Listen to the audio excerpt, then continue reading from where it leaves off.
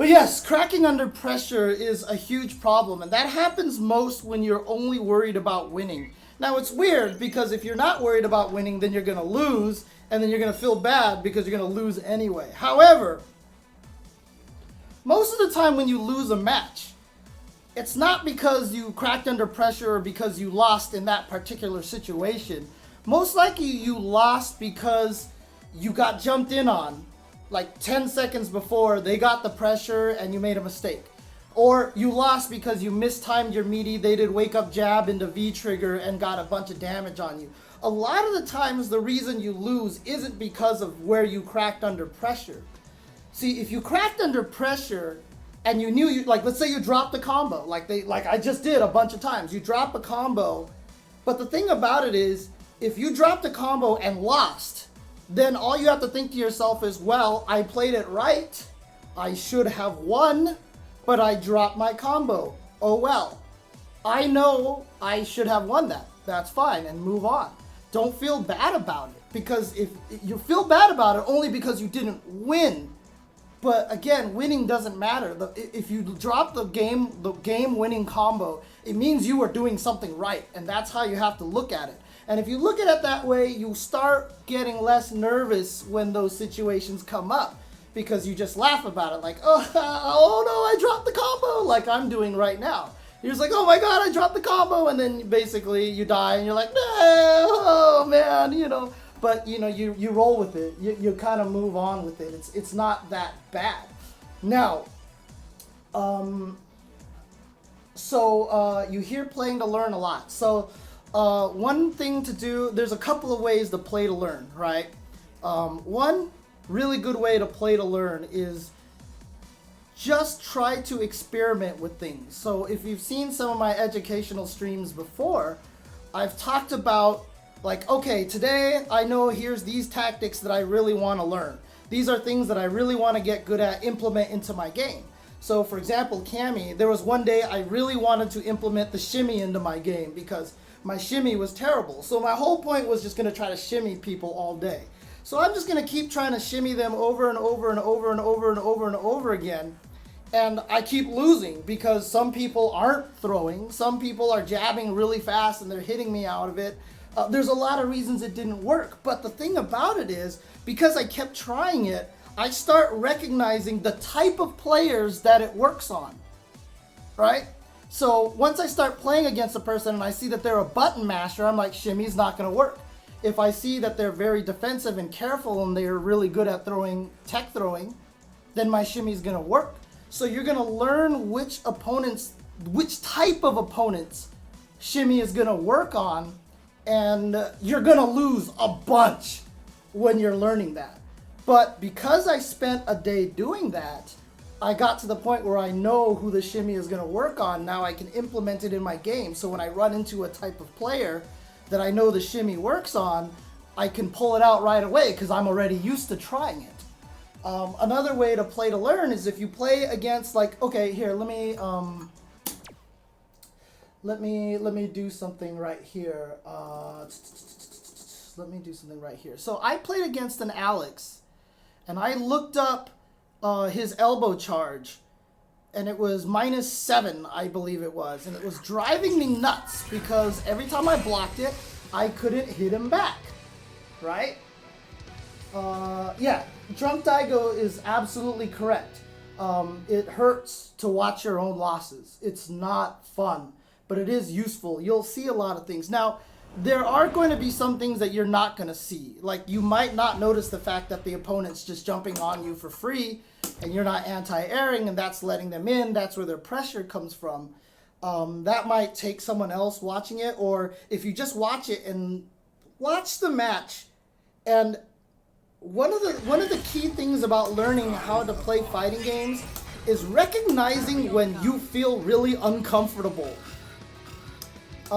If you feel really uncomfortable, like nervous, like, oh my god, I'm stuck, I'm under pressure. So when you watch back your matches, make sure you feel like you feel when you're playing. So watch it in the mindset that you're playing. And if you always find yourself in a situation where the opponent is on top of you, So let's say the opponent is just pressuring you all day and you're rewatching your matches and you are, even though you're not actually playing, you feel uncomfortable. Like, man, I don't know what to do in this situation. He's got me in the corner. And then he just mixes up between pokes and I just get hit and I die a lot. I don't know how to defend against this. The answer isn't that you were in the corner and you don't know how to defend against that. The answer might actually be, why are you in the corner? How did you get into the corner? So rewind the match a little bit, see if he got a jump in on you, see if you whiffed something and he whiff punished you and he's Ken and he did a hurricane and took you all the way into the corner. Like, find out how you got into that position. And then you can think back to yourself, oh, okay, I'm letting this happen too much. I'm hitting buttons too much, so he's whiff punishing me and I end up in the corner. If you were watching me 2 days ago, I was getting bodied online. Like, I would, like, right now, how I look playing right now is like 2 to 3 times better than I was playing 2 days ago. And that's because 2 days ago, I was getting jumped in on all the time. And I let people jump in on me. And I didn't anti-air them. And they got the pressure on me. I got stuck in their mix-ups. And I died. And you can ask anybody who was watching 2 nights ago. Like, I was distraught. I was just like, I'm such a scrub. Like, oh my God, like, what is wrong with me? And so the last 2 games of the night, all I did was tell myself, uppercut the jump, uppercut the jump, uppercut the jump, uppercut the jump. And I'm trying to burn that into me right now. So today, my lesson that I gave myself today was uppercut the jump. Like, I didn't care about I'm not trying to learn any other Kami tactics except uppercut the jump. That's all I'm trying to teach myself right now.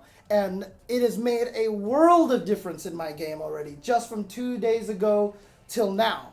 It's like such a huge difference because that is where I was dying.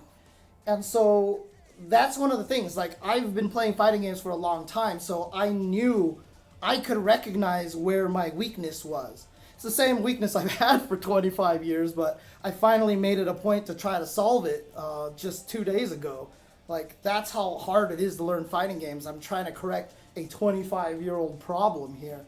But it made a huge difference because it was something I could recognize. I didn't have to go back and watch my matches. I knew because every time they jumped in on me, I would get stuck in the mix-up. I felt uncomfortable. I felt under pressure. And I was like, how am I getting into this situation? It's because they're jumping in on me. So if you watch your matches again, you can start recognizing a lot of those situations. Some people have asked me, like, once you get in the corner, how do you defend against the throw, the shimmy, the meaty pressure, whatever like that? And the answer is you don't. It's a mix-up. It's a genuine mix-up. There is an answer to every situation if they have the right read. And that's why it's effective. That's why people use that mix-up. So by the time you're in the corner, you are already losing, you are in a bad position, you should die.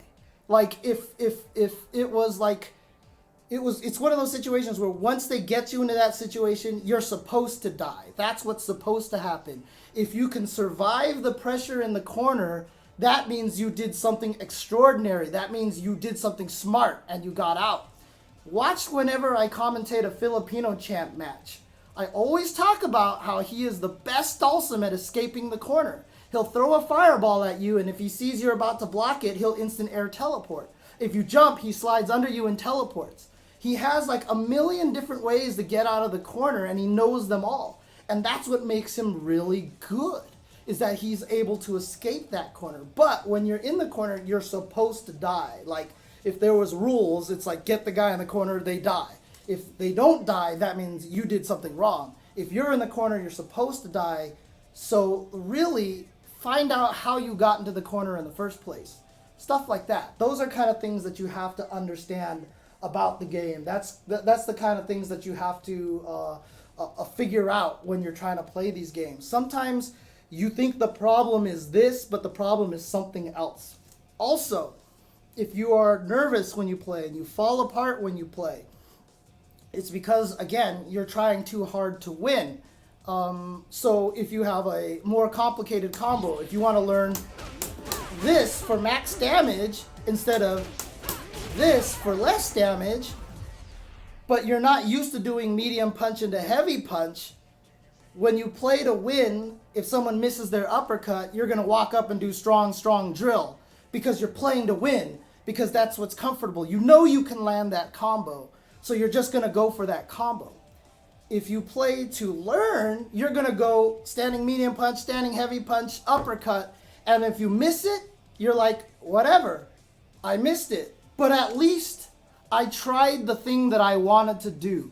At least I made myself try to strong, fierce uppercut. So earlier when I'm playing today, someone's jumping at me and I tried to uppercut and I messed up. I did it too late. They kicked me in the face. But the thing about it is, I'm not upset about that. They kicked me in the face, but at least I told myself to uppercut. At least I knew I was trying to do the right thing. So even though I did get kicked in the face, it wasn't like one of those things where I was like, dang it, where's my uppercut? Ah, the stupid game, 8 frames, you know. It was like, at least I told myself the right thing to do. And so that is something that I take solace in. That is something that I can actually put in my pocket and feel good about, win or lose. So as long as you're winning these little small victories as you're playing, you'll get better. And what you'll start finding out is the wins will start coming naturally. That is the key. If you lose a bunch early on, but you're learning things as you play, the wins will come naturally. And that is the most important thing. So 2 days ago I was playing and I saw everybody in chat was like, this guy's a scrub. Why is James so bad? Well, I guess if you can commentate, that doesn't necessarily mean you can play, right? And yeah, I looked like a scrub 2 days ago. But I took the time, I thought about it, and while I was playing those games, I was trying to learn stuff. And so today I came in here, took what I learned, which was uppercutting jumps. such a old topic, but already I'm playing much better, and I've gotten myself to, like, I came in today thinking to myself, this is going to be my road to gold. It might take a few streams, and it took me like an hour and I got to gold. And I was really surprised by that, to be honest with you. I didn't expect to get there, but I am playing significantly better today than I was 2 days ago. And it's important. Now, I'll put both of these up. I'll put both of these episodes up, and it'll be really educational to watch my game from 2 nights ago and see how bad I did compared to what I'm doing right now. I'm playing with a lot more confidence. I said I needed to play less scared. That's why I got all hyped when I did that walk-up stagger crouching medium punch and got him to hit a button, because that was brave. And I said 2 days ago that I played too scared. You know, it's these little things. It's the little victories. Even if you lose in the game, there's so many things that you're winning in the rounds. There's so many things that you win. Small things. Very small things that you're winning. And as long as you recognize that you're winning those things, eventually the actual game wins will come. They will come. And again, one of the things that, you know, I hate saying is fighting games are hard, right? They're hard. It's gonna be tough to win, and it's gonna take effort, and that's just something that you're gonna have to accept. And once you do that and you start taking in the small victories, then that will start making you better. And you're not going to get better overnight. I'm talking about how 2 days ago I was a scrub and today I'm playing much better. That's not going to happen to a lot of people, okay? Like, that happened to me because I've been playing fighting games for 25 years now, right? So I already know. I've been through this gauntlet before. I've already sucked at fighting games repeatedly. It's going to take a lot longer for most beginners, but it's all about patience. It's all about not getting frustrated. If you're watching your points go away, if you're stuck in bronze, don't worry about it. And yeah, when you're stuck in bronze, one of the hardest things is that the guys you're going to play against aren't going to play logical. So you're not going to be able to learn that core awesome fighting game shimmy throw bait thing, because that Ken player you're going to play is just going to uppercut 100 times. Well, if you're playing against a Ken who's going to uppercut 100 times, practice your blocked uppercut combos on him. If you don't try to outguess him, don't try to outsmart him. Just Practice the things that you need to practice. If you play against a jump-happy Ryu, uppercut him all day. Anti-air him. Try all your different buttons with anti-air. In fact, like if you're Nakali, you know your stand jab works really well, or if you're Alex and your stand jab works really well, try different things. Like if you're Zangief, if you're jabbing him out of the air, try learning Lariat anti-air timing. Try learning Crouch Fierce anti-air timing. You know, you can take those matches in bronze and learn small little things. And they may not seem useful, but the more you know your buttons for your characters, the more you experiment with them, the better you get.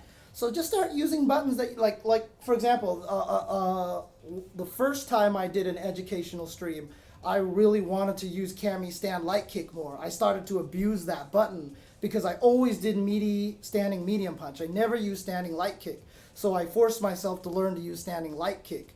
And sure, that cost me a bunch of matches because I wasn't good at using it, but I forced myself into learning it and experimented with something I wasn't familiar with, and now I'm using it a lot in my arsenal because it's such a good button.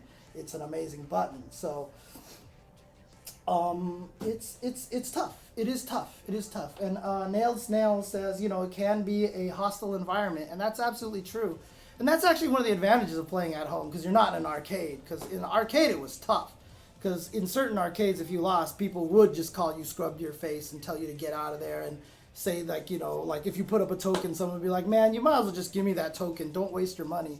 You know, people were assholes in the arcade a long time ago. If you walked into an arcade you weren't familiar with, and they already had their established clique and stuff like that. It's a little bit easier online. So, you know, it's tough. It's tough. I'm not even going to pretend that it's going to be sunshine, puppies, and rainbows.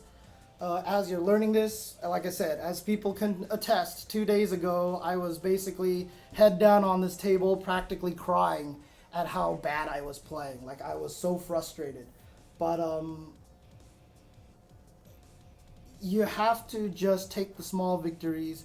You have to not give up. You have to not be discouraged by it. And one of the best ways to do that is to understand that it is hard, right?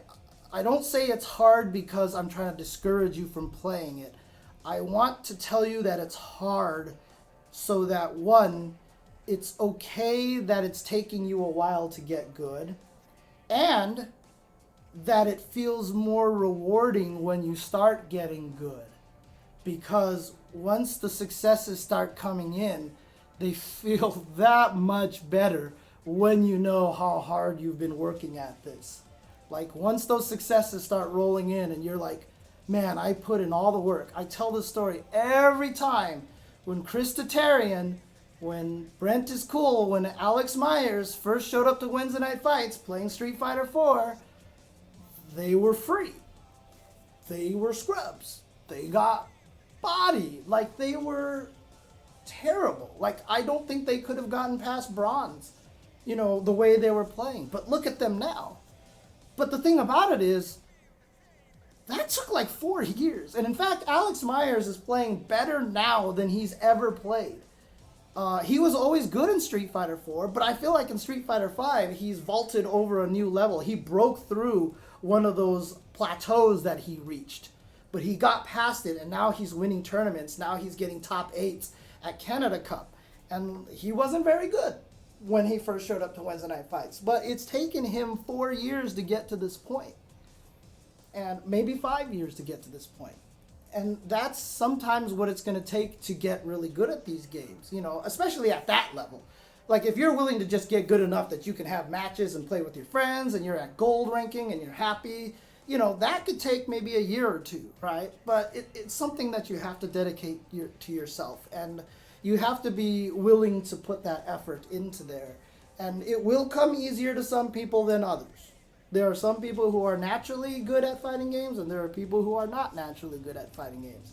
But I truly believe anyone can get there. I really honestly do.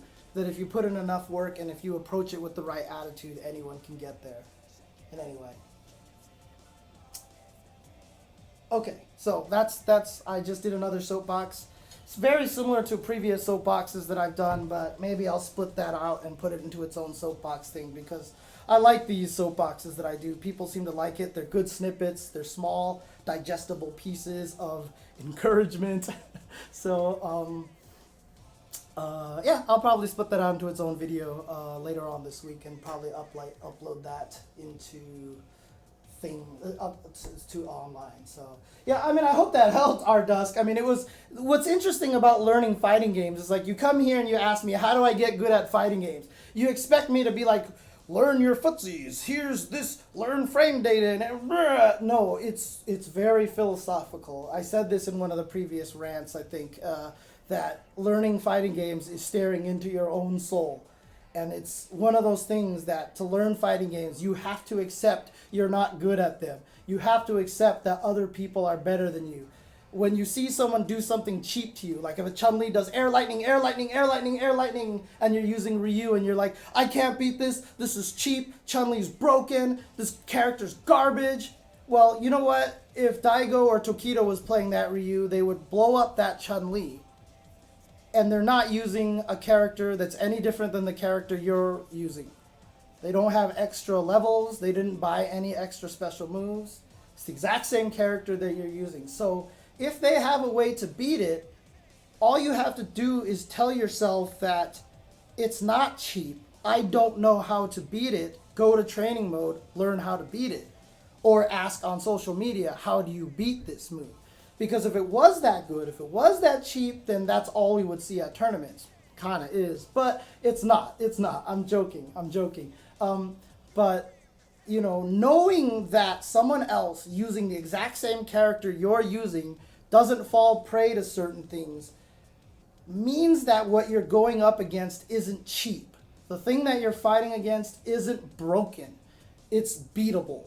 And as long as you keep that in your mind, that it's beatable, because if it isn't beatable, we'd already know.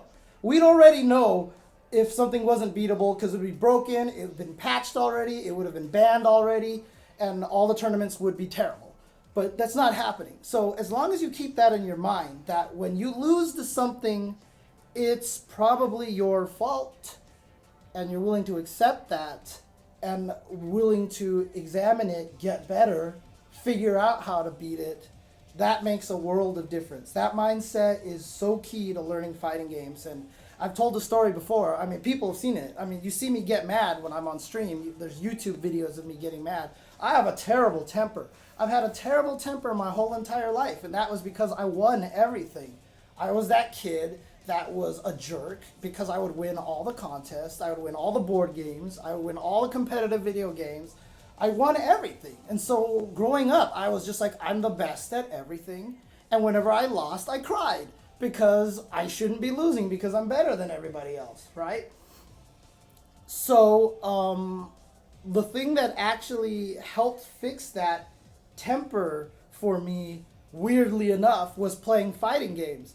Because I started losing so much that it just got to the point where I was like, I'm not losing because this is unfair. I'm losing because I suck.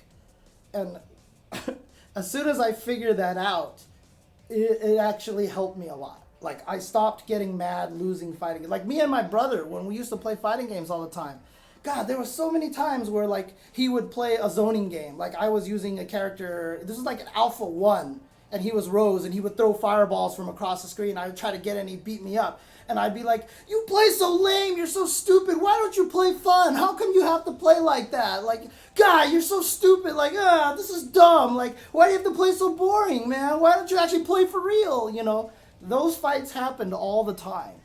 And all of that is BS. Right? I've never complained about a turtling character ever again after I realized that that's just a style to play, right? That's what you have to get over. And once you start getting over that, once you start realizing that nothing is broken, nothing is cheap. Yes, there are some stuff that's better than others. Yes, Chun-Li is better than Zangief, okay? There's no question about that. She has better tools. But if you're not seeing one player abuse something, beat everybody, that means it's not broken. That means it's not like Nakaruru was in KOF 14 at the very beginning, right? Everyone was using her and killing everybody. Fighting games, the reason why fighting games are so interesting to me is because they really are an examination of self and the people who can get better at it. I mean, it's like that story that Chris T always told, you know, where he fought against John Choi and he beat John Choi and like in a first to 10, he thought he was godlike. He was like, "Oh, I'm the best." And John Choi's like, "Oh, really? Huh? Okay, let's do another like first to 3 or first to 5. I can't remember what it was." And Choi beat him with fireball, uppercut, and sweep. Like that's all he did. And Chris didn't win a single round. And Chris was like, "Holy crap, what just happened?" You know, and it opened his eyes. It opened his eyes like, I need to learn so much more. I do not know enough about this game. And because he has that mindset, he's gotten very strong. He still needs to get over one more thing, and then he could be one of the absolute best, in my opinion, because he's a very, very strong player. So, okay. Anyways, I'm done with this. I'm done with all talking. So it's midnight here on the West Coast for me. Thanks to everybody who's just been staying up and kicking it here watching this. Like I said, I'll try to get these all up on YouTube at some point in time, and so you can really kind of see the progression of what I did 2 nights ago to compared to what I did just now. It's seriously like it's night and day how I just played. Oh, I had one last example, R Dusk, if you're still in here. I was talking about I played against an Alex, and the Alex blew me up because he just kept doing. Let's see here. He kept doing charge to me, right? So he just kept doing charge, and I couldn't punish him. I was like, okay, that didn't work. Okay, that's too far. And so he just kept doing this, and it was really annoying me, and I didn't know how to beat him, and I was like, if he can get away with this all day, what do I do? And so I learned that I could uppercut it, reversal uppercut it, because the uppercut reaches, oops, I forgot to apply, sorry.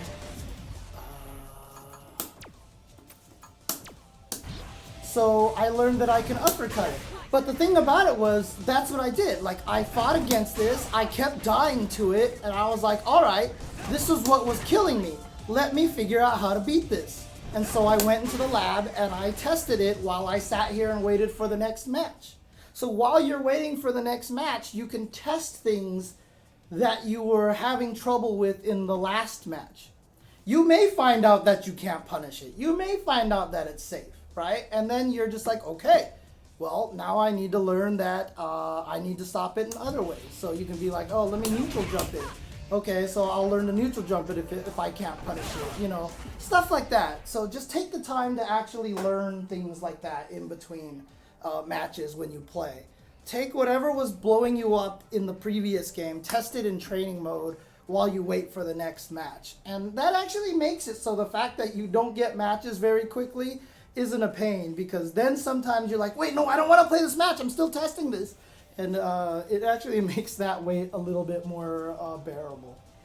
Anyways, and then yes, CH Jagray says replays, very, very important. Replays are very, very, very, very important. I don't watch replays. Look, I'm a hypocrite. I hate watching myself play, because I hate watching myself lose. It's really hard. Don't be like me. Do it. Watch your replays. And if you watch the replays and you honestly just can't get anything out of it, you can't figure out why you're losing, tweet me. Tweet me or wait till I come on stream, try to message me or something. And, you know, maybe I'll try to make an episode out of watching your matches and I can examine it or something like that. I mean, that's part of one of the Patreon things. We have it so that if you donate a certain amount to Patreon, we'll examine your matches for you. God, you know, I mean, I really want to help everybody for free. But it's tough, one, because then, you know, how do I choose if people give me 20 matches and all these other things like that. And, you know, I do feel like the services, I guess, are a little very valuable. I don't want to be like, oh, pay me $200 and I'll play you for an hour. You know, I don't want to do that kind of stuff. But we'll see. We'll see how I feel. We'll see how I feel. But again, you know, replays are very important. Replays are very, very important. So, all right. Like I said, it's midnight here. I probably just want to. I'll probably just call it a night. But I am gonna try to stream more. I'm definitely gonna try to stream more. I've been lazy. I haven't been streaming. I might even do a lot of these streams super late at night like this, to be honest with you. But I've been lazy streaming. I haven't been streaming enough. I was motivated by Daigo's book to be better about it, to stream more, to just be here more, even playing other fighting games, even other video games. So thank you, Daigo. Arigato, Daigo. So there you go. Thank you, a literal dude. If a literal God is telling me that, then I am very happy. Then thank you very much. So, yeah, Daigo's book is really good. Daigo's book is really good. It's really good. It's very philosophical. So a lot of the stuff that I was talking about today is kind of similar to his book. It's really good. It's really good. So, in any case, thank you guys for tuning in. I'll get these up soon. If you feel like subscribing, so that you can help, you know, help with the esports life that I am living currently. I would appreciate that very much. Also donations. There's various ways to donate. There's Patreon. There's subscribing here. There's cheers. You can throw in cheers now. Our channel is open to that Twitch cheering thing, though I don't know if anybody's even bought any cheer bits yet or whatever. You can also donate through PayPal. You can donate through this link that you see at the bottom of the screen. Oh yeah, don't worry. If you are broke, don't even sweat it. Don't even sweat. Don't push yourself. Don't feel obligated to donate. Your money is important to you. Absolutely keep it for yourself. That is something very important. If you have anything to spare, then I would appreciate it. So there you go. Okay. All right, I will talk to you guys later. Have a good night, everybody, and tune in tomorrow, because we'll have the Tuesday show tomorrow. So definitely tune in, and I'll see you guys then. Peace out, everybody.